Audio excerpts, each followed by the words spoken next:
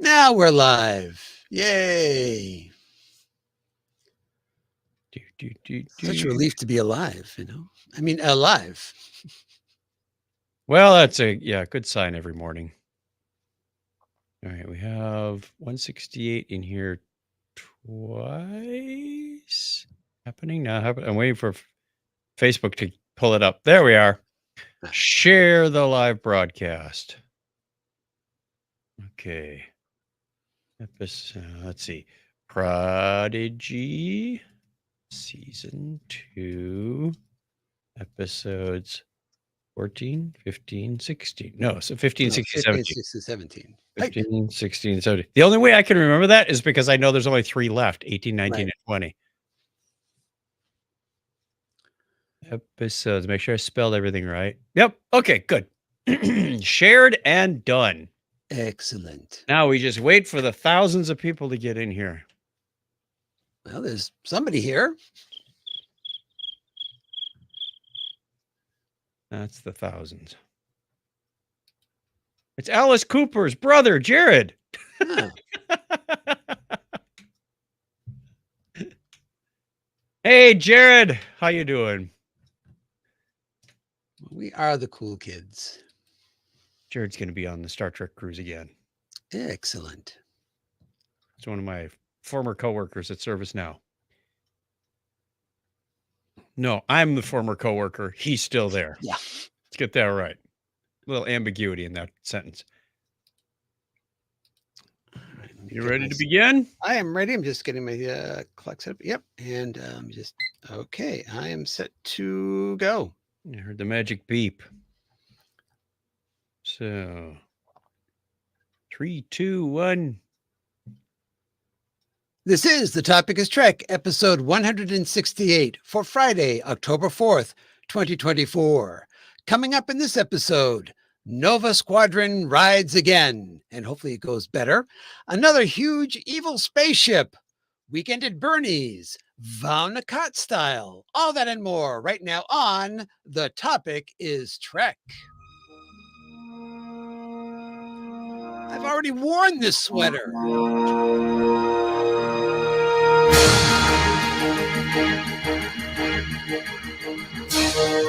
Welcome to The Topic is Trek, the podcast that runs on impulse power.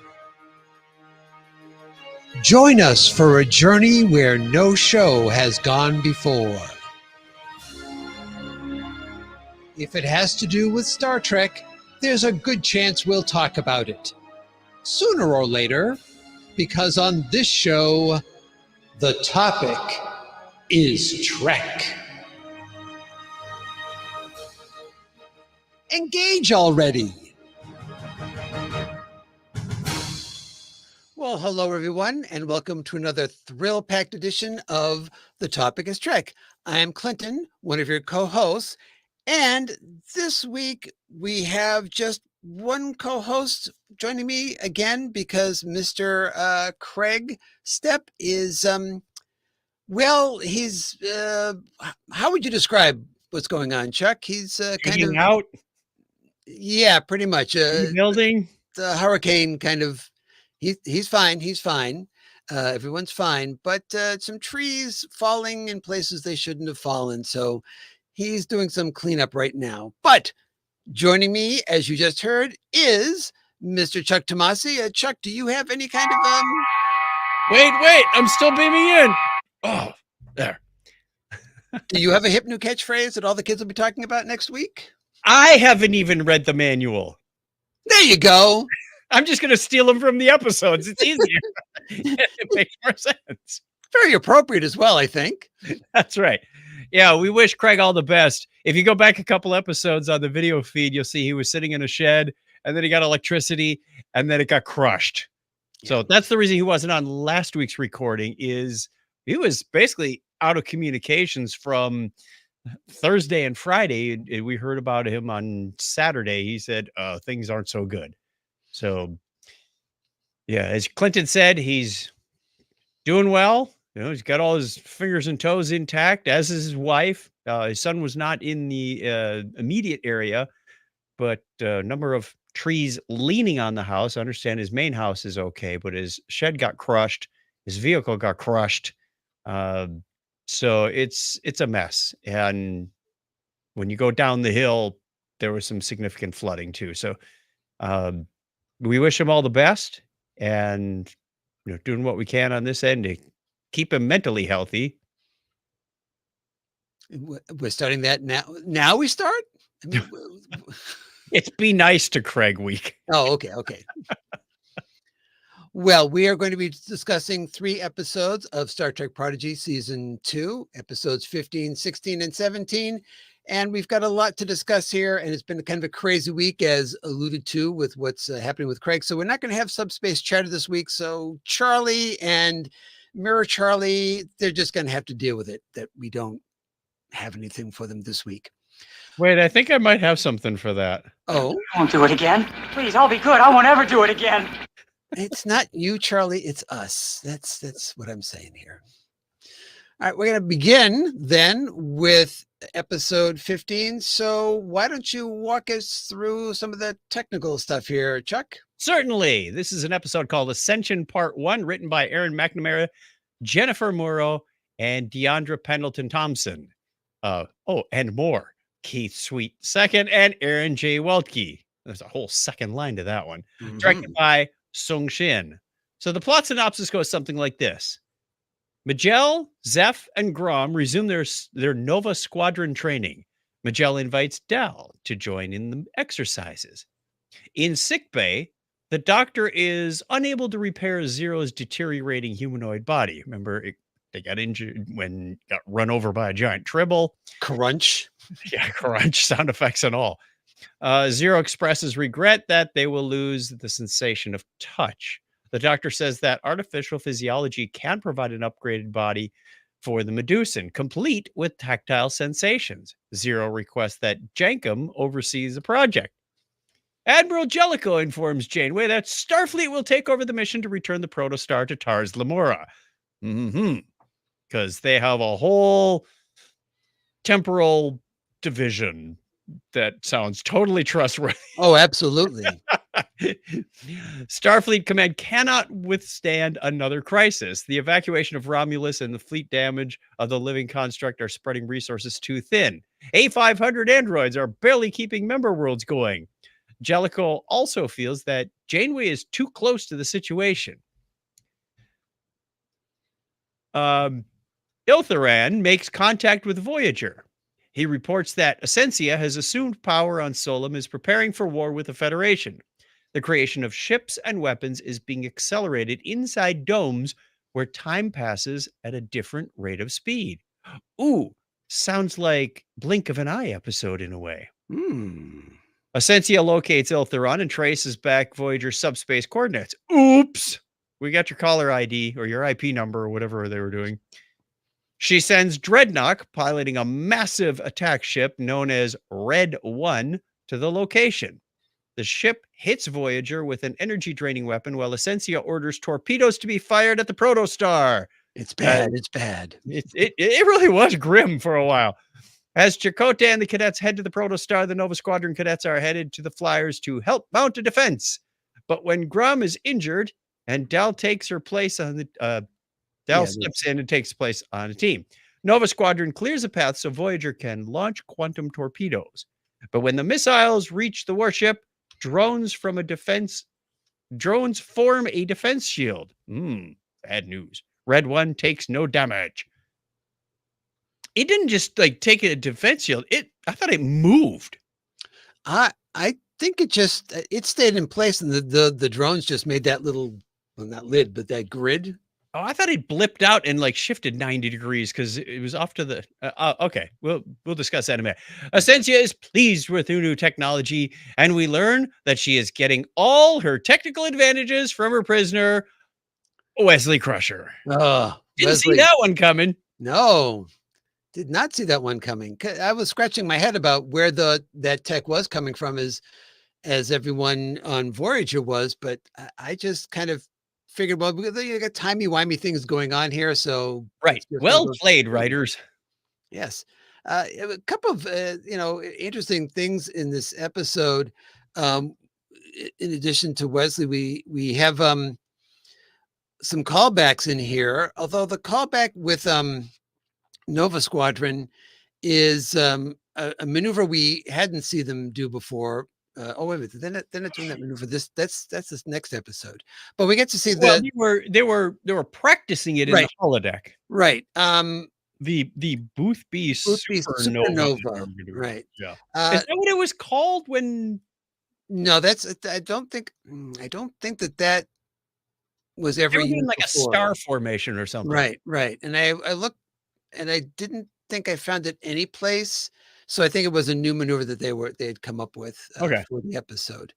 Um, Well, that worked. yeah, and I did get a kick out of the fact that Majel invites Dahl to be part of the training that they're doing on the holodeck Yeah.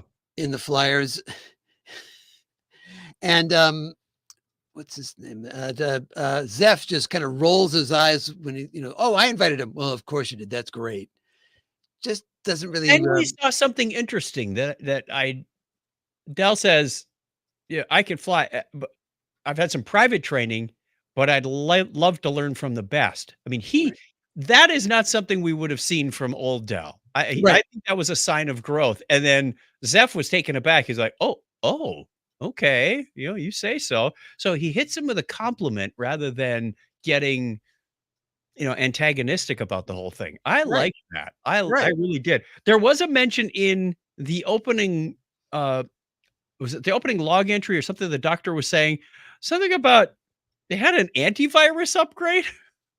Yeah. Well, you notice that the binars are working to get the living construct off of the protostar, Oh, and I I figured did note that's the binars later too.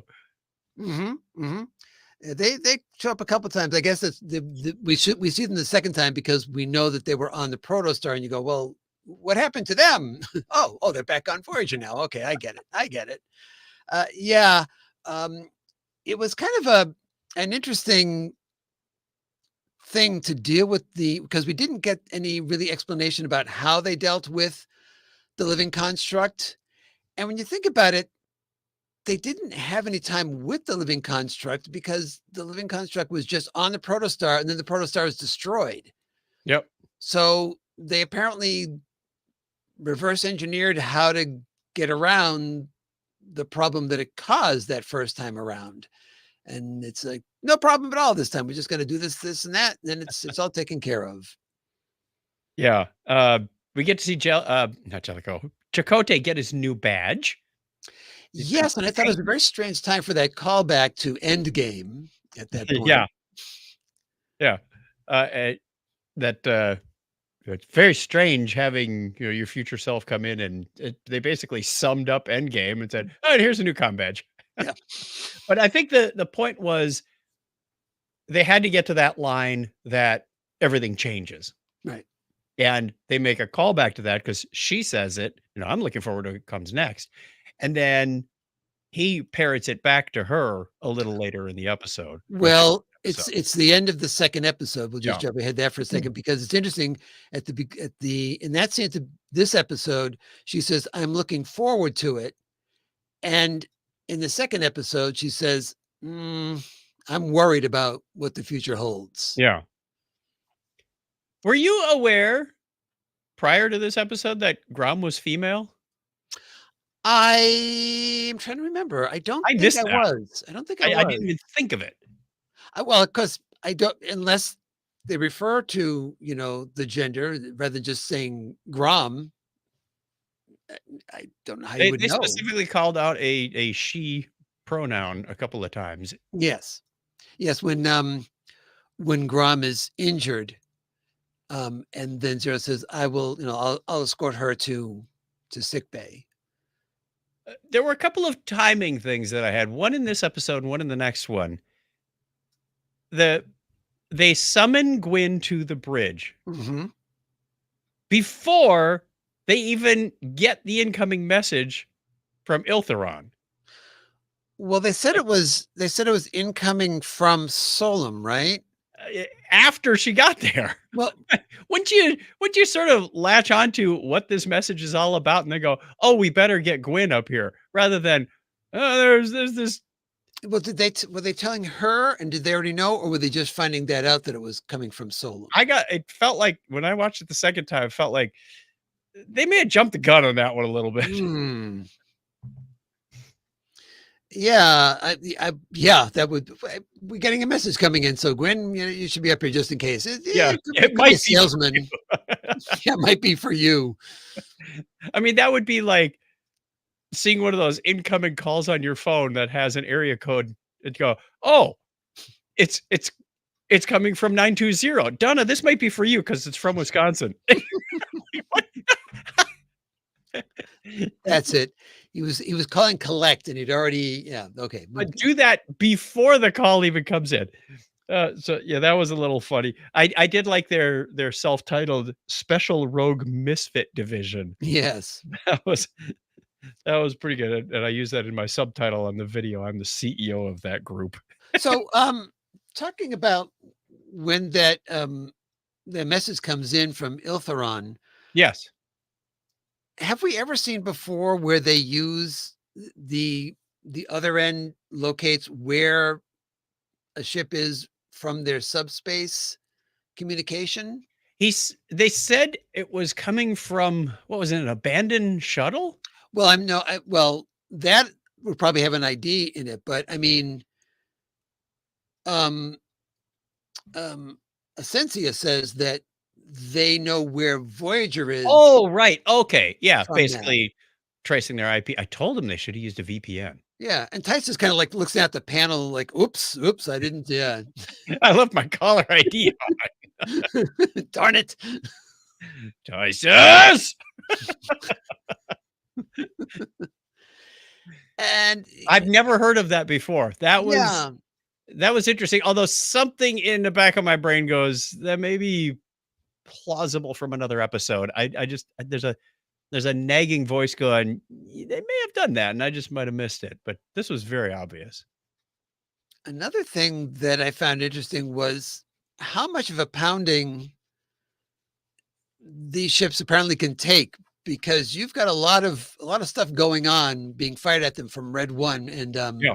and Dreadnought, and haven't broken through to anything really. Just kind of the shields are down a bit, and I'm thinking, wow, this is amazing. So when a regular battle, nothing can touch you apparently, because this is just the drones are attacking and it's not getting through, and it's kind of one of those isn't that convenient type of thing. I mean, it's dramatic that you're having this stuff going on. Very, very action packed. Oh yeah, absolutely. I don't think there was that slow moment in this one. I guess the closest you get to the slow moment is a conversation between the Doctor, Zero, and Jankum in sickbay about what's Right. happening. The new body and whatnot. Yeah. Right. And I thought it was interesting that Zero wants to put Jankum in charge of this, and does Jankum know anything about these advances in this physiology thing and all the Yeah. Did he get the Picard memo? I don't know. yeah, I might say I want you to be the head of the project, but have other people involved with it. Somebody was special. You know, Yeah, somebody who knows things. other than percussive maintenance. Yeah. Oh, it's not working. Whap right on top of the head. Yeah. Zero, why does your new body have a dent in the globe? Oh, we can buff that out. Don't worry about it. It's fine. It's Oh, fine. Bondo will be fine. What else did I notice? Did I miss something? Essentia clearly says, I am no longer a member of your crew. Oh, yeah. When was Essentia part of Janeway's Oh my crew? goodness, you don't remember that? I She missed was it. she was in the first season, for like half of the first season, she was Really? masquerading as a member, as like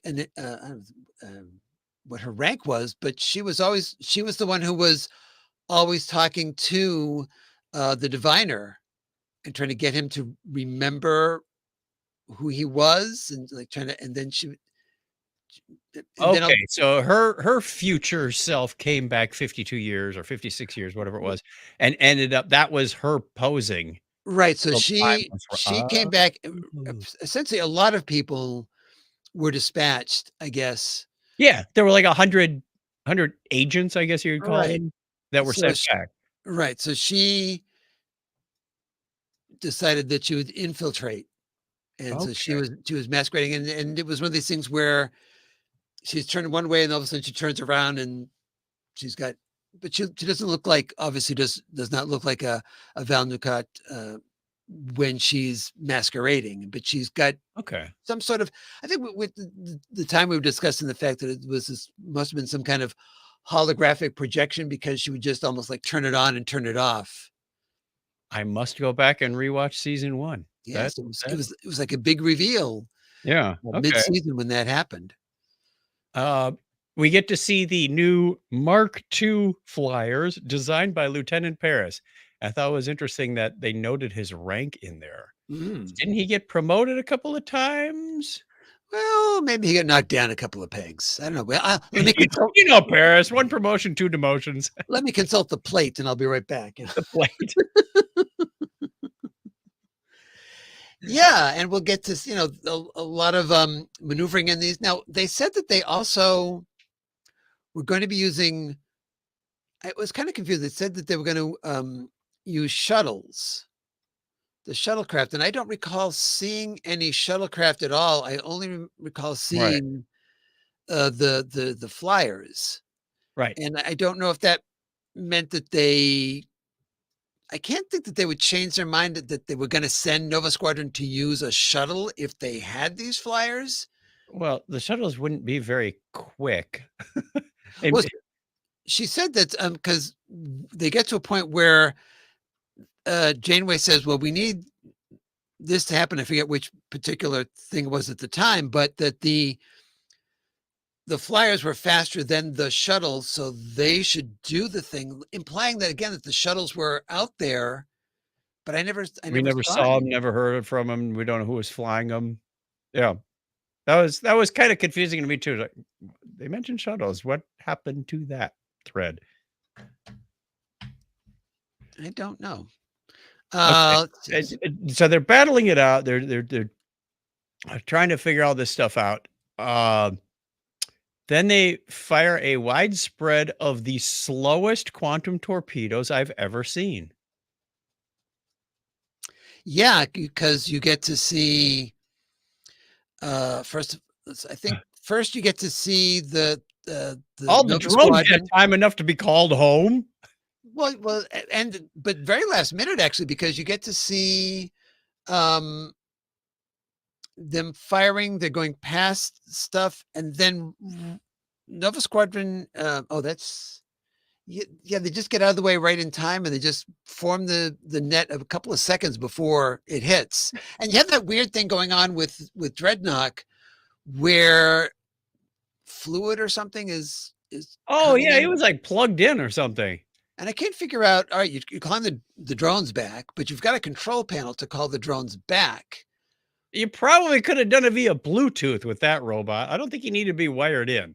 Because I'm trying to figure out, well, the drones you would assume were making the net, and he's calling them back. So what was he actually Right. pumping himself full of adrenaline or something with? I couldn't.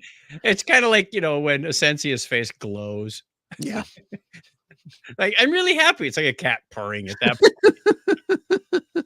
Dreadnought purring. The pipes light up and stuff flows. But it's a nice cliffhanger to have in there for this Yeah. episode, because you get to that point where, of course, the quantum torpedo, and it's getting near the end of the episode. You figure, okay, this is how they solve the problem. Nope. They've cleared the path, and yeah, and then you get hit with the second thing where you get to find out that somehow, Essensia's got Wesley. right, and Ta-da. he's not looking so good. Even though No. he does have a sweater, but still, he's not Get a looking so dog good. collar. I loved your opening graphic, by the way, with the title of the show. I've already worn this sweater. You had the side by side of current Wesley with the orange sweater, and then old Wesley with the orange sweater and a face palm. It's priceless. But I would not have noticed that if you hadn't put that together. It would have been way more obvious if they'd done, the rainbow stripe. Yes, well, You can't do that. So the creators went a little more subtle and went, what other sweater? Not that baggy grayish purple one. well, if I recall correctly, when Will Wheaton was having his initial discussions with either with the production team or the producers or the animators, he said Wesley should always wear sweaters, and I'll tell you which ones. Because his mother said, remember to stay warm when she sent him off to be with the travelers. So I think that every sweater that you're seeing that he's wearing Has is a one that callback. Will Wheaton said, this is one, that I liked and I want to use that one, have that one on. That was brilliant. I thought that was just wonderful. All right. That wraps up Ascension Part 1. I always want to say Essentia Part 1. Yeah, I know. It's very confusing. What are we rating this one on? Ooh, that's a great question. Let's see, did we have any objects in here? Well, we had the quantum torpedoes. We had the Flyers? Oh, Bribbles? We already rated Bribbles. one other thing I wanted to mention, and I thought about it, is that when Jellicoe is talking about Calling them all back. that everything is being stretched too thin, Oh, yes. and he calls out specifically the A500 androids, which are the ones that rebel Yep. on Mars. And apparently they're everywhere. The A500 androids barely keeping member worlds going. Now, I don't know whether that's a reference to that they were making crafts that those worlds could use, or whether they were also ones on those worlds. It wasn't really clear. And I don't recall whether or not this was a situation where there were ones on other worlds that did the same thing at the same time. I think I didn't know either. There's an untold story in there. So anyway, back to, did you come up with one for here? No, Bribble just made an oopsie in my pocket. Yes. I'm surprised you called it. Thanks for sharing, but too much, How about the Mark II flyers? Sure, Mark II Nova flyers it is. All right. You go first, sir. I go first. I am going to give this one a solid 8 3/4. I enjoyed it very much. As always, there's a couple of things that I went, wait a minute. Like, why did they summon Gwyn before they had the message? I don't know. But I liked the action. I liked where they were taking the story. I love the surprise ending where we find out Essensia's got Wesley. So 8 3/4 it is. Okay. And I think I'm going to echo that because I really thought this was a very watchable episode. And for the show, I think I've said before, end up having to watch, not having to watch, but I end up having to watch just to get stuff, probably 3 to 4 times minimum an episode. And sometimes you hit an episode where you go, but these episodes were all action packed. Yeah. And I really, really enjoyed this one. So yeah, 8 3/4 for me too. It's hard to do over and over again, but the storyline is really lending itself well. Mm-hmm. All right, then we're going to move on here. Let me just get my self in order here to talk about the next episode. And that is Season 2, Episode 16, Ascension Part 2. And apparently all the writers decided, okay, we're done. So this only has one writer on this half of this. On vacation. I don't know. Whew, that was too much. Tag, you're it.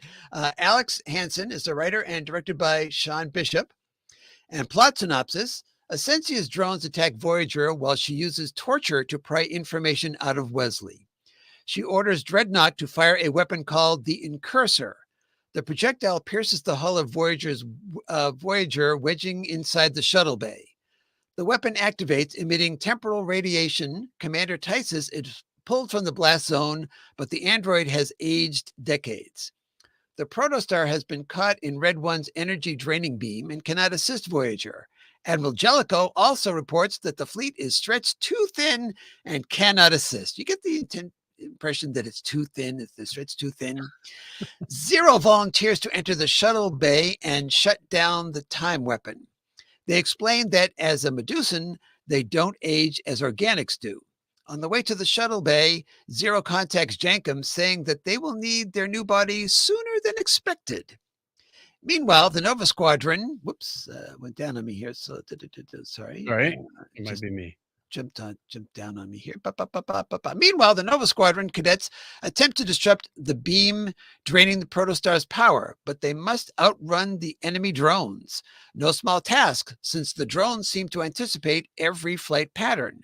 Dahl realizes the way to defeat them is to abandon logic and confuse the drones. Ultimately, Zero is unable to disarm the weapon. They can only reroute it to lock onto another Starfleet vessel. Majel requests it be locked on her ship. Nova Squadron fly towards Red 1 and perform the Boothby Supernova maneuver. Just as they reach the warship, the Incursor destroys the warship. Once everyone is back aboard Voyager, Zero appears in a modification of their original spherical metal body. However, sensory input has been added.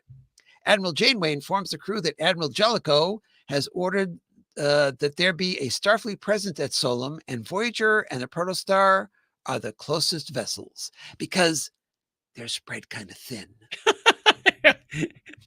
First, you want us to come home, then you put us in charge. Wow, so a lot going on in this episode as well. Part 2 of the attack on the Protostar and Voyager going on here. And this is, like I said, where it's kind of like, well, even with the shields completely gone and their power completely gone, Voyager is still holding it pretty well. Yeah, they got pounded, but the new Voyager holds up well, as did the Protostar. Yes. Yeah, and as they go charging in, Chakotay is rightfully saying, well, we don't really want this ship damaged. It's kind of important. Yeah. And Janeway comes back and says, my priority right now is to save the crew of this ship. Can't do two things at once. Do you ever recall that a quantum torpedo blast will knock out your engines?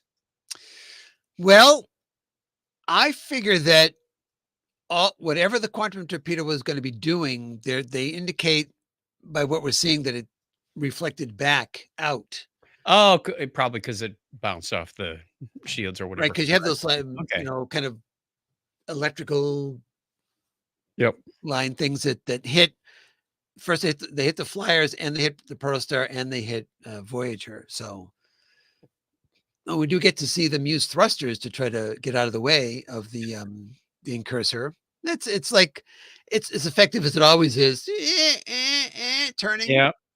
Well, although fortunately, Dal was not on the ship because she ordered the port thrusters, and he might have just Well, I mean, in all fairness, it's like using thrusters on a big old cruise ship. They're used for basically docking maneuvers, and that's about it. Jankum came up with this interesting technique of bifurcating the tractor beam. Yeah, and I can't quite figure out what was the purpose of that. Because if there was a tractor beam, and it looked like we already saw the tractor beam there, and you could see it splitting. Yeah. And I'm not sure what that accomplished. The drones were in awe that he could do that. I don't. We did get Murph going pew pew pew pew pew pew.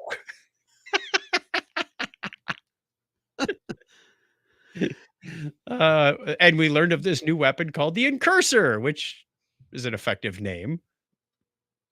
It was incursion. I thought it was going to be because we've had a case where we've had a torpedo land and not go off. Think about the episode of Discovery where it just kind of sits there. Yep. And it's going to go off eventually. And I thought, oh, is it that what it is? That's what I thought too. But now give some credit to Tysus. He sees a countdown starting and he tells everyone to run. He doesn't go, I wonder what that is. Boom. As so many do with the trope of a countdown. Why would you even leave the countdown timer displayed? I don't know, and it's not just once. It's like 5 of them all counting down in sync with each other. Just testing, just to see how smart you are, I suppose. And Okay, then this was another one where I think they jumped the gun a little bit because Dal says, they were about to launch the incursor, and he says, "Is anyone else seeing what I'm seeing?" And then they cut to the part where the incursor is being launched. Like, what were you seeing that well, no, drew our he attention? saw it coming out. The ship turned at that point, Oh, and okay. it had come out, but it was just this long needle Cigar type shape. thing just Yeah. kind of sitting there, and it hadn't gone yet, but you could see it coming out. I mean, there's a lot to look at on that ship. There is. It was a big ship. Did you, this is a callback to the other episode, did you get a vibe of the Narada when it was appearing in front of Voyager and the Protostar, and because you get the Yes, tendrils like this coming absolutely. Yes. through. Yes. Like, wow, this is very familiar. And I also wanted to point out something. Did I write down? I'm trying to remember if I wrote down the episodes here in my notes, but let me just check here. Yes. Okay. So in Discovery season 5, episode 4, so this was the most recent season of Discovery, Yes. in Face the Strange, and in Lower Decks season 4, episode 7, Caves, which is the most recent season, they use rapid aging plots. Yes. And we have another one. We have a third one. So all 3 of those shows in their most current season used a rapid aging plot. And this is not the first time we've seen this. And I know that they all communicate with each other. I'm thinking, okay, they communicate, but then they just go ahead and steal the other person's idea anyway. Because it seems so odd that they all used it. Well, you get into time dilation and temporal mechanics, you never know. Maybe that's a common thing. Yeah, I mean, I don't know. It just really stood out when it showed up again. I said, I've seen this before, and before that as well, and within the past year in Star Trek. True. It They may just, have been co-producing at about the same time. So oh, I'm it sure must they have, were. And like I said, the production teams all have meetings with Alex Kurtzman, and they talk about what they're working on. And I'm just thinking, well, that's so you don't do right. the thing the other show. Yeah. That's so you do it as well. Um so Tysus gets caught in this time bubble thing that ages him very quickly. Right, because And the he doctor shoves is the other so person out he shoves the other person out to get yes. them out the door, and she turns around and grabs him and pulls him out. And then realizes he's really old, except for his left hand. Yeah, but he's a senior officer now. The doctor says a week of Cerberusian gene therapy should reverse the effects. Where did they come up with that one? I do not know. They came up with that one, then we realized, okay, we don't want to lose him as a character, but what do we do? Well, we're going to do that. You'll notice that he was not, to their credit at least, he was not in the last scene of the episode where the command staff comes in. Right. So at least they're not going, look, instantly, we didn't even need the week, a couple of hours, and he was fine. Well, I noticed in the next episode that he was fine. And when did he get better? Well, that was the week. I think they were battling for a week. But okay. Well, oh, look at this. We found the shot to get you the Cerberusian. Well, they were going to but they were going to Sullum. So I'm not sure where they were. Some time. Okay. Yeah. Right. So it was a period Protostar of can time. get there a lot faster. Wink, wink. Yes, but you kind of don't want it going there by itself because that would be bad. I gotta go as fast as the slowest vehicle in this train.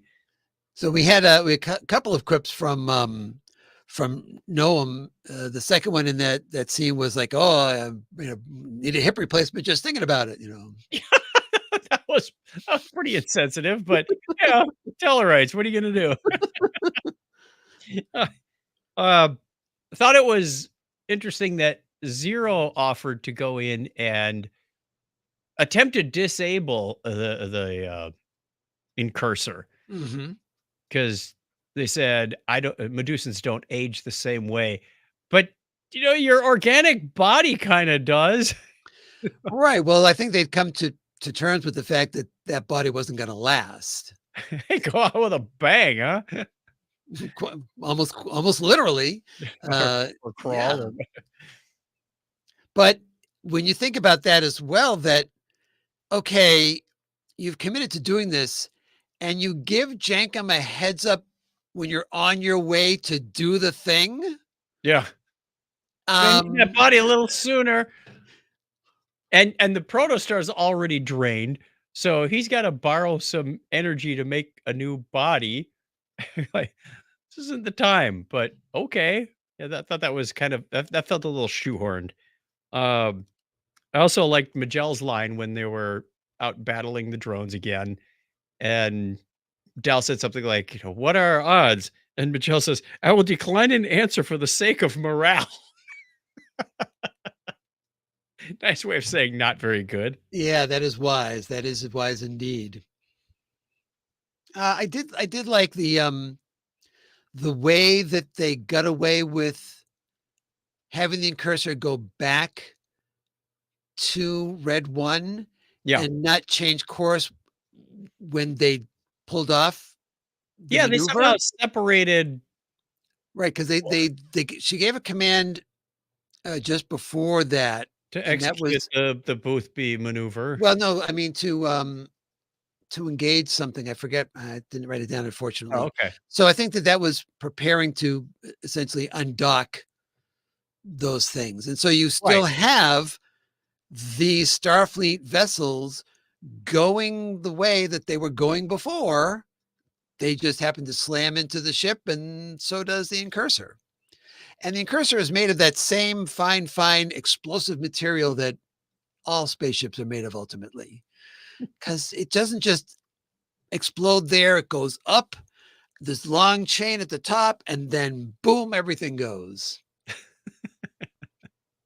It was a fine explosion for a It was. CG explosion. It's where you go. You kind of go, ooh, ah. But I thought there was another familiar moment when they said, "Hey, they're predicting all our moves." Well, then the trick is to not use Starfleet moves. We've seen that before. Somebody was using maybe it was Best of Both Worlds, where they say, well, if Picard knows the book, then Right. you just stop using the book.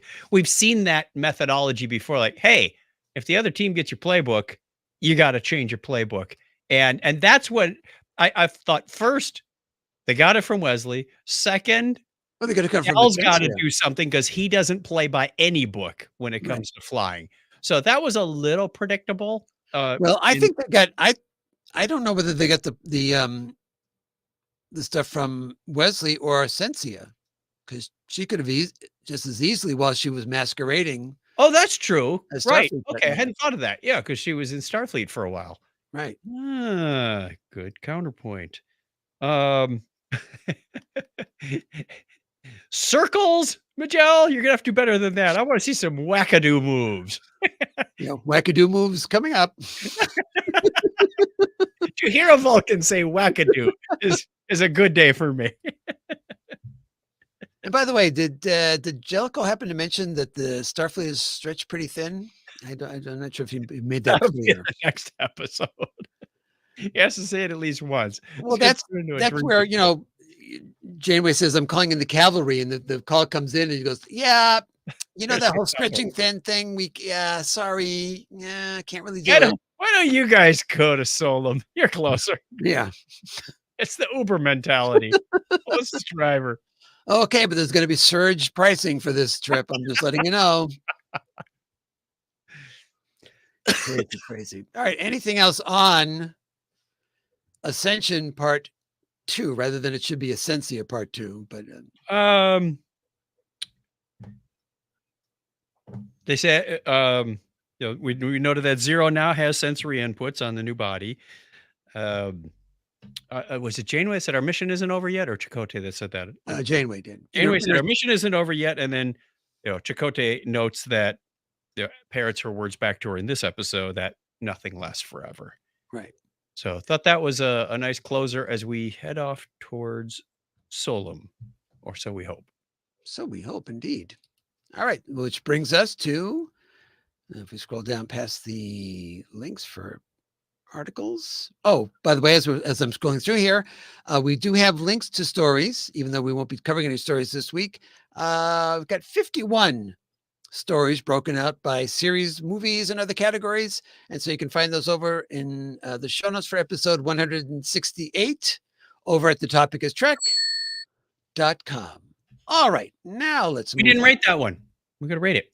Oh, you're right. Let's not go on to the third one. Okay, we need a Rate this one in cursors. yeah, I figured in cursors would be good. I'm gonna rate this one, I think exactly the same as the other one, because I really felt like this felt like a good two-parter, nice cliffhanger in the middle of it, nice payoff at the end of it, and some definitely moments of you kind of wonder, okay, what actually happens to Zero? Because Jacob says, I'll be over in a few minutes, and then there's silence, and Right.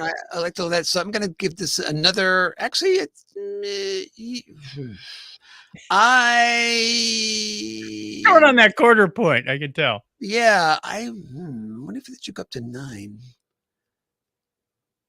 Yeah, I'm going up to 9 on that one. Okay. Yeah. I would agree. There were some familiar moments in there, like Red One coming through looked an awful lot like Narada. The Narada. That sounds like a band. Yeah. I can't afford that. Never, I'm not going to do that. But I enjoyed it. Again, very action packed, very good tie in with the storyline, and the two together worked really well. I thought it was a good front to back. I'm glad they made it a two-parter. I think that would have been way too much to cram into one episode. But then again, any longer, and it would have dragged out that whole battle, and we didn't need to see that much of Dreadnought. Right. In just one of his many permutations. He would have started doing a monologue or something. I did like when Janeway says the first part of this. She says, if you do make any actions right now, it would be an act of war. Acknowledged. It's like, what? Gotcha. Okay. Checkmate. Here we go. Thanks for the go. Yeah. All right. I thought that I didn't quite catch the impact the first time, but the second time I watched it, I'm like, wow. Just dip in. Just like, yeah, all right, sure. I'm glad we're in agreement on this. Dreadnought Comedy Hour. Every Tuesday at 8 p.m. I am here all week. Yes. Did you hear the one about the two Vonnegut? All right. We are on to we went through the stories, right? Mm-hmm. And we're on to main mission part 2 or 3. Well, it's Yes. Choice, whichever. Okay. Season 2, episode 17, called Brink. I had a thought that I can't really articulate at that one, but okay. Written by Deandra Pendleton Thompson, name we've heard of before in a couple episodes ago, and directed by Roland Lee. So in a flashback on Solum, this is where we get the backstory of how Wesley got stuck. How I Married Your Mother. No, that's How I Met Essentia. Or didn't. In a flashback on Solum, Essentia is trying to stabilize a wormhole. The dialogue in that was just priceless. The wormhole is unstable. Then stabilize it, you fool. I think that's a logical, thing to say in that case. What do you think I've been doing over here? Wesley arrives to warn her that he has seen the future and what she is trying to do is a threat to everyone. Intrigued by his power, Essentia takes the traveler prisoner. Voyager has been ordered to assess Essentia's capabilities. Quinn suggests that she and the other cadets beam down. She points out that they are technically not Starfleet. They can gather intel without violating Jellicoe's orders or the Prime Directive. How does the Prime Directive play into that? We'll discuss that in a second. Because I don't think they're supposed to know about other worlds. They're not a pre-warp society, are they? Well, They're that's sending out ships. They are. Well, maybe. They already know. Well, maybe they're sending out. Yeah, because Essentia told them about it. Yeah. So maybe they thinking that even so, we don't want to be involved. Let's keep our gloves clean on this one. That's right. Gwyn also wishes to rescue Iltharan. Of course she does. Plausible deniability. Matter of fact, they even get a Janeway Mission Yes. Impossible speech at the beginning. If before you they get go caught, down. we disavow any knowledge of you. Yeah, Mhm. so beaming down, the team weaves through the city, hidden by a prototype cloaking shield of somewhat sketchy effectiveness. Yeah. They discover that Essensia's younger self has been working with Iltharan. Ooh, cool. She says Wesley has been taken prisoner and that Iltharan is being transported to the wastes. I hate that. Gwyn splits the team to rescue both. That was her big command, difficult decision. She gives the one emergency transporter to Del, saying that if she, Rock, Murph, and Zero are successful, Wesley will take care of the transporting. He'll just think us back to Voyager. Del's team is able. Time space thought. Del's team is able to rescue Iltharan and members of the Vaunakot Council. They remind me of the elves on Lord of the Rings so much. Except they have their blast shields down and they can't see where the anyway. Although it's also a weird salute that they've got because they like one hand, and it's almost like they're both trying to high five the other one, but they stop in the middle. Now I have to go back and watch that. Although the element of surprise is gone, thanks to the malfunction of the invisible shield, Gwyn's team rescues Wesley. They learn that he allowed himself to be captured, so Essentia would build the technology required to create the wormhole needed to send the protostar back to Tars Lamora. Brilliant! Unfortunately, splitting the team was not part of Wesley's plan. He says that the future is now uncertain. Dal's team and Iltharan arrive, but as prisoners of Essentia. Dal is able to toss the emergency transporter to Wesley and then call for the two to beam up, sending the Traveler and Iltharan to Voyager, where Wesley collapses, saying he does not know what will happen next. Okay. A lot going on there as well. My first thing is I think the best kind of line in here is when Gwyn is splitting up the teams. Yes. And she says, and you take Essentia. It's like this is pause. Yeah, she like, stutters on that one. Like, I don't like you yet. yeah. I can't even say your name without throwing up a little bit. Can we just call you Good Sensia? I don't know. Yeah. Can we call you Mirror Charlie or something? Something like that. Draw a goatee on this woman. I work for Murph. So what did you think of the invisibility shield, which is I forget what was that made of? That is a experimental portable force field device that has been modified to act as a small cloaking shield. Wow, you wrote that one down, didn't you? Yeah, because I was not going to be able to remember that. I thought it was a good idea. I thought it added a little bit of humor, yet gave them a tactical advantage for a while. I thought it was a little over contrived when they were moving through the city and tripping over a rock or bumping into a table. It's like, really? It's not that difficult. And then they say, wow, it's really cramped in here. And Rock says something to the effect like, I didn't count for Majel joining us. Yeah. Majel is probably next to Murph, the smallest person in there. This is not the problem. You can pretty much wear Majel as a neck wrap. The thing is that it wasn't soundproof as well, and they're talking in there. Yeah. Could you please scuttle a little quieter? And Jankum does that too when they're about to rescue Iltheron.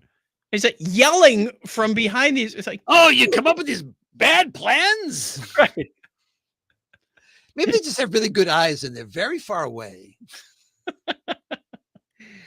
I did like the way they tied in the story of how Essentia got hold of Wesley. Mm-hmm. You know, obviously, you didn't learn until later in this episode that was part of his plan. You know, if he could have chosen a less painful way to do it, that would have been nice. I noticed that they have him animated looking like he's limping, and I don't recall him. Yeah, he came in a little battered and bruised or something. And I don't recall him getting an injury in his leg. I'll have to go back and take a look and see if he actually does get, He's kind of all hunched over. yeah.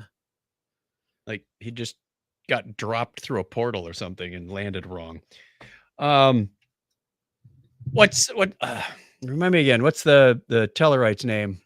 Tysus. No. Oh, that's Jankum. No, the older one, Dr. Oh, Noom. Noom. That's it. I was close. I think I spelled it backwards in my head. Noom. Noom. He was kind of rude, but again, Tellarite. Well, that's who invited the kid to the adult table? Like, whoa, dude, turn it down a couple notches. So he's a senior officer at this point. His name is spelled Noum. Right. So it's like gnome, right? But I don't always hear pronounced the same, but it's like I think it's supposed to be gnome. Like the Mogatu or the Orions. Yes. Yeah. We won't go there today. No. Or ever. So they have this single-use site transporter, which only one person has. Yeah, and I don't know why only for plot. That's why only one. But okay, like, why only one?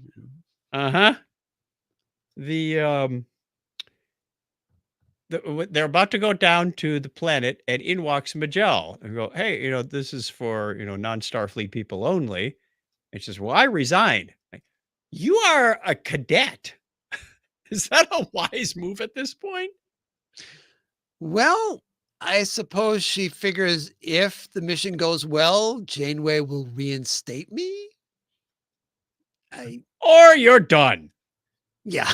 Or pack your bags, kid. You're going home. Or worst case is you go on this mission and you die anyway. So that's a moot point. Yeah.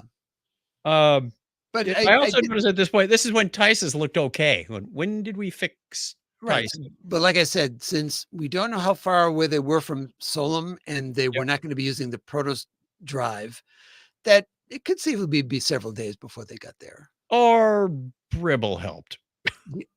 Bribble. Yeah, I'm in charge of Bribble sitting.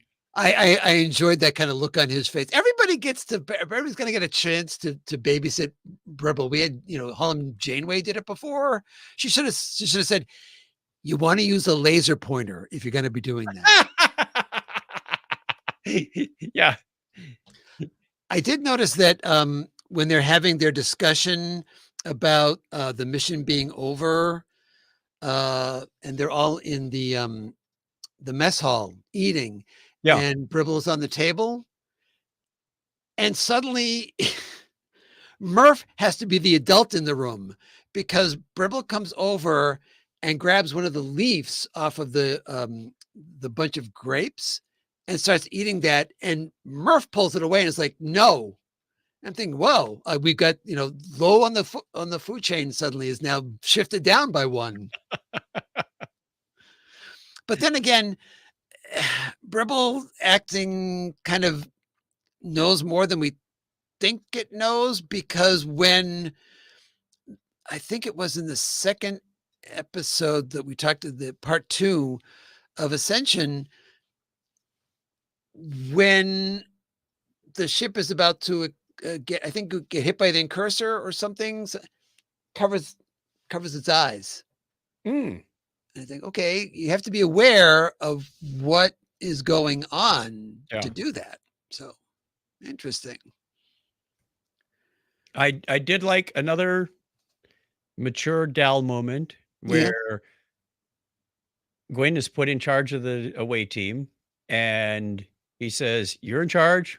Where you go, we'll follow." Now he does have to be reminded of that a little Yes. bit. I think twice. I picked up one that was very obvious. Well, he says,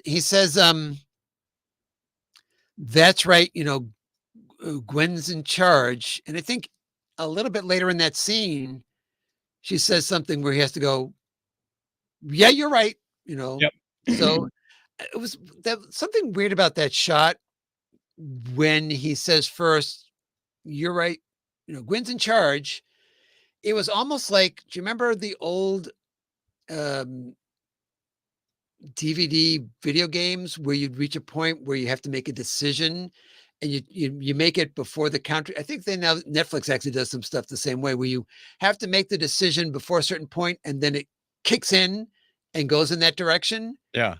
It was this long hold on the shot where his face was blank and then said, you're right. It's like, here is a decision point, press the correct button. He didn't know the camera was on. Yeah. We discover that young Essentia is on this planet, as we mentioned earlier. And, Gwen has a little bit of trouble with that. Excuse me. And understandably so. The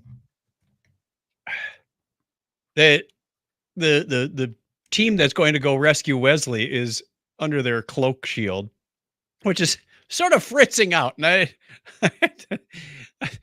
this had kind of an almost Monty Python moment with the guards standing there watching. Yeah. And then as soon as the shield's completely gone, what's the solution? Oh, Rock just bumps him on the head. They're walking closer, and Gwen's talking outside of her. I think they can see us. Like, that's not helping you, cloak. Oh, that was kind of funny. It was interesting, though, that when those two guards get knocked out, yes, they just leave them there. When they and go inside, immediately, another robot that looks like Dreadnought, right? walks up. Like, did you just not see what happened? Because you were right there. Now, obviously, you don't want to, make too much time pass. Right. But when they get inside and they knock out the guard, they drag the guard off, I believe. Yeah, because Zero can't detect Valnicott, can't discern Valnicott from Wesley.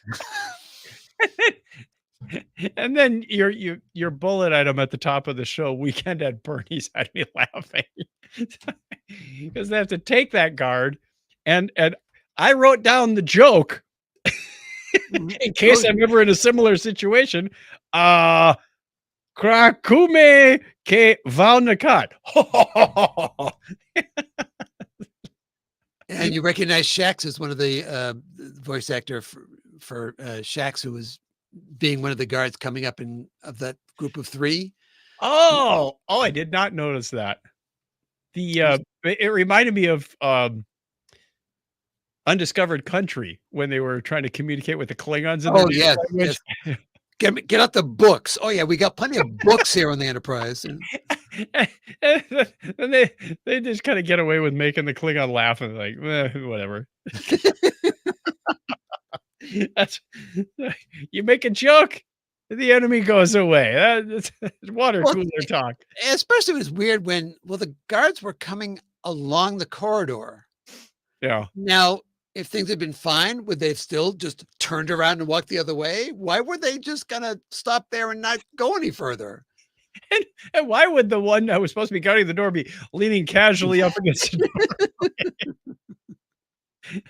You've been drinking again? Maybe that's what they said. Yes, I've been drinking like all good Valnicott. If they didn't leave, they go, kids these days. Am I right? What was that line that was translated so well? I'll be buying the first round. I don't know. They seemed happy, laughed, and left. Sure. And we'll now wonder. We get to see Murph skills. Yeah. Now, we've seen Murph stretch out in so many different ways. This one seemed a little unplausible that they would get stuck in this hole and not be able to squeeze an arm through. I knew what they were going for. Right. but it we've seen better gymnastics. No, what contortionists that Yeah. out of Murph than this situation was led us to believe was, maybe it was a dime size hole and I misinterpreted. I don't know. Because wasn't there an episode where I want to say it was a door that didn't raise up very much or something and went right underneath the Yeah. door? So yeah, but yeah, you have to have that moment of dramatic tension. We can't get through the door. Oh, here come Right. the guards. Da, da, da, da, da. Yep. Things are happening. And then we learn when they rescue Wesley that he had planned all this. This was part of his timeline thing. But And then, they were appropriately not happy with right. this plan. Yeah. We nearly did this, and I almost died, and it's like, Well, almost. Yeah. Almost. It's synonym for nearly. No, nearly was synonym for almost. yeah. Like, well, he hasn't lost his grammatical skills. The but then they walk out, and he says, "Hey, where's the short one? Where's the one with the purpley dingle dangle?" Hey, this is a kids show, remember? Yeah. And it took me a second when Dahl is going to throw the personal, the emergency transporter, yeah. right, to Wesley. You see it coming out of the back of his shirt. Yes. And I thought, why in the world would you have a mechanism to make this thing come? And then I realized, oh, it was his dingle dangle doing that. Right. I didn't know it was articulate though. Yeah, I'd never seen him use it as a, an appendage before like that. Prehensile. That's what I was looking for. Yeah. That's why I didn't even think about it. And the second time I said, oh, okay, got it. Yeah. And how did Wesley know to catch it? Because Dell was behind him when he threw it. I did like in that whole sequence though, where and I forget the name of the little robots because they've been Those little scorpion bot things. Yeah, they were from the very first episode. But when he goes to throw it, they grab him to pull him back. Like, oh, what do you think you're doing? Yeah, and he just happens to get it. Gets it off really quickly at that point. I will only say that Wesley would probably recognize Starfleet tech and grab it, and maybe doesn't know exactly what it is, but he figures it's not a weapon because they would all. it looks like a hypo spray almost. Yeah, so I think that the best I can come up with is that he would recognize it as Starfleet technology and Okay, something he should probably. but how did you know to turn around or even see it coming? I mean, if I was standing behind you and you're facing away from me, something that you'd go right over your face and hit Essentia. Well, he's standing next to Iltheron. Okay, yeah. And let's. Did they make noise or something? Well, Or maybe it was that robot that. Yeah, that's something. If yells the at, robot "Ow!" suddenly Everybody turn around. goes like makes a noise, might just turn around and see what was. Okay, I'll have to watch the timing on that a little closer. Well, you have to speed it up to normal speed and see what it's like at that point. How fast? I thought maybe the loom were slowing things down for us again. No, belay that phaser order. It's a deflector shield. And as soon as they beam out, then Essentia kills Gwen and Dahl and Rock and Jankum and.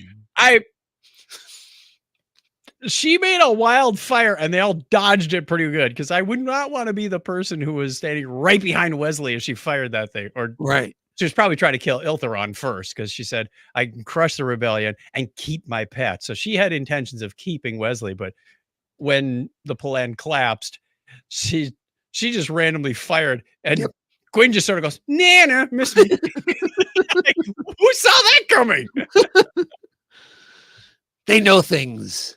They've seen the future. In the past, they know things. And the fact that Wesley does not know what's coming is pretty bad acting because he should have read the script. I know. Well, maybe he was getting dailies and, here are your sides for this episode, but we're not going to give you the next ones. The next 3 episodes are improv. Go for it. Yeah, Wesley is kind of out of it altogether. Oh, I did find it interesting that, and this is not the first Star Trek that has done this, but apparently you can write on any surface you want as long as you get a rock. Yeah, I thought as soon as his plan's going sideways, he drops to his knees with the rockets are scratching on the sidewalk. Now, I will admit, when I was a child, we did not have sidewalk chalk. We had a family of 9. It was, single income family, very stretched budget. We didn't have sidewalk chalk, but what we did have was a slate sidewalk in the front, and it would occasionally chip. So we would just scratch slate on slate, and it would have the same effect as chalk. So yeah, you can scratch notes on a sidewalk if you try hard enough. Well, if you look at that, though, he's not scratching it on the surface. Into the It's surface. embedded in the surface. Yeah. And this, I think the same way, because he was doing that in the temple. He was doing that in his jail cell. He was, every place he just like scratch, and it works every single time. Dolomite on sandstone. That's all I'm going to say. And I'm assuming that he's carrying that rock with him because it's like, where did you find a rock all of a sudden? Rock. He went trick or treating with Charlie Brown. I got a rock and I'm going to use it. I saw this in the future. I'm going to need it. Oh my goodness. Yeah. So things are falling apart, which is what you want to have happen. Yes. We're getting close to the end. We have 3 more episodes, and I have been watching these segmented specifically for the show. So I've not watched ahead. So I'm really looking forward to this last cluster of 3. Indeed. And but we have to rate this one right now. Yes, we do. All right, so we need another. We could rocks. I knew it was going to be rocks. Why did it have to be rocks? What else are we going to rate this one on? All right, who went? I think I went first last time. So I think. Yes, I went first on the first one, and you went first on the second one. Where's Craig when you need him? This would have worked out so much easier. All right. So okay. I am going to give this one a 9. I really enjoyed it. I like the way that they mixed it up. Gwen had to make a hard decision, and she chose poorly. And it came back to bite her, which kind of throws everything into chaos. Well, I wouldn't say she chose poorly. I'd say that she was uninformed of what the facts were. Yeah. That everyone made the same assumption that the team has to stay together. And even, Zero even says, we thought you meant team spirit, not physically stay together. Because they broke up a lot of times, it's like Dal and Magella. You're not all sleeping in the same, room or something. I mean, right. Yet some people are out in their flyers shooting at the red one, and they were not always together. So I kind of took it as you got to pick and choose your moments. But when they're on Solum, they should have been together. That was kind of a pre-assumption that I had. I really enjoyed this one. Again, good unpredictability, good writing, couple of humorous moments. And, it's tough for me to give it a full 9.5 or a 10 because there were a couple of things I went, hey, wait a second. And scratching my head, even after 2 watchings, the questions I had asked you, when did this happen? Or how did that go? So 9, loved it. Okay. 9 rocks. I'm going to go with 9 rocks as well on this one. I like it as much as I liked the last episode. So I'm going to do it. I think what's nice about this is that things are starting to come together. All the little pieces are now, I don't know if we'll have any more surprises at this point. I think we've kind of seen all the surprises, and now we're seeing how things play out from all the information that we've gotten by this point. So I definitely would give that a 9 as well. Surprise, Beverly's a traveler too. Well, she's a traveler, but just like she gets frequent flyer miles. That type of traveler is really. She gets to fly free because her son works for the Travelers. So if you're flying in one of these starships and you get points for every mile, Whoa, that's a those lot would of add up points. quick. That is a lot of points. Yeah, but it takes a lot more points in the future. Oh, well, that's true. That's true. Oh, Inflation. you can go from New York to New Jersey with that amount of points. But I just flew out to the edge of the galaxy with Gary and came back. Be happy. This person over here can only fly from Manhattan to Brooklyn. So there you go. We crossed the Great Barrier and saw God. We've been all over the place. Yeah. No, Tell it to somebody who cares. expired last year. Stupid 5-year missions. Can't cash in my points except for the last 12 months. Anyway, where does that leave us? That leaves us at the end. Are we And, done? we are just about done. We will not be here next week for episode 169. That's going to be for episodes 18, 19, and 20. That will be on the 17th.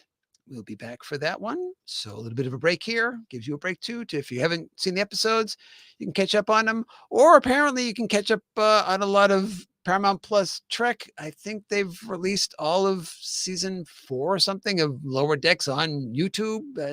Go over there and check on that. Plenty to watch over there as well.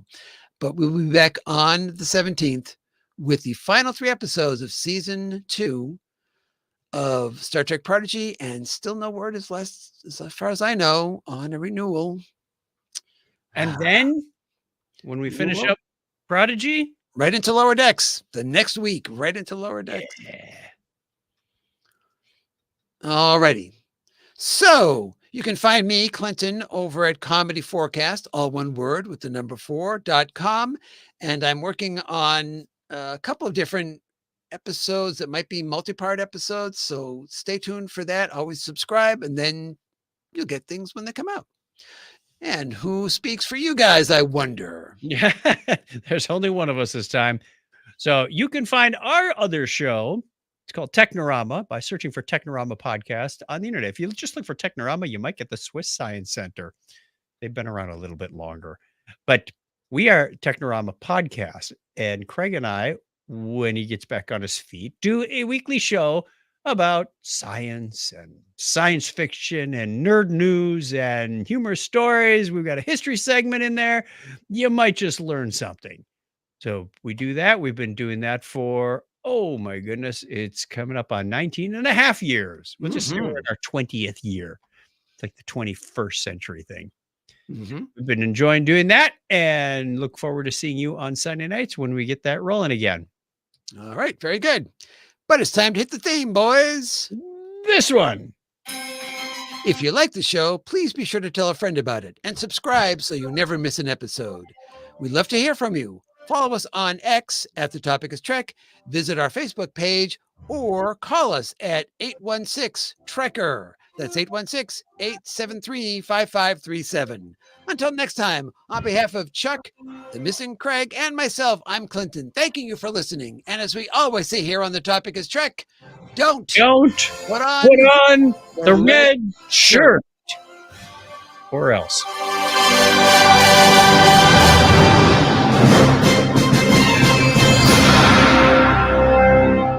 wonder if Craig painted his house red. Ooh, that'd be bad.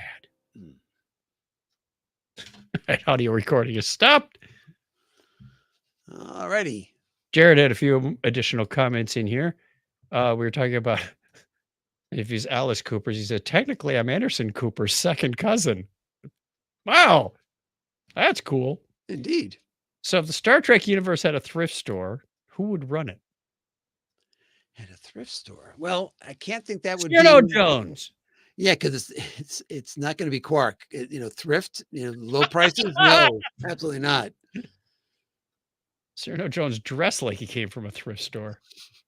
Am I the only one who noticed that the 99-cent monthly ebook deals on Trek books are now $1.99 month ebook deals? Hadn't noticed. And a blank comment at the end. That's a closer. That's a chaser. Have a little blank. Comment went through a wormhole. All right, we're going to sign off. thanking you for watching, either Yes. live or after the fact. Thank you. We'll catch you on the 17th. All righty.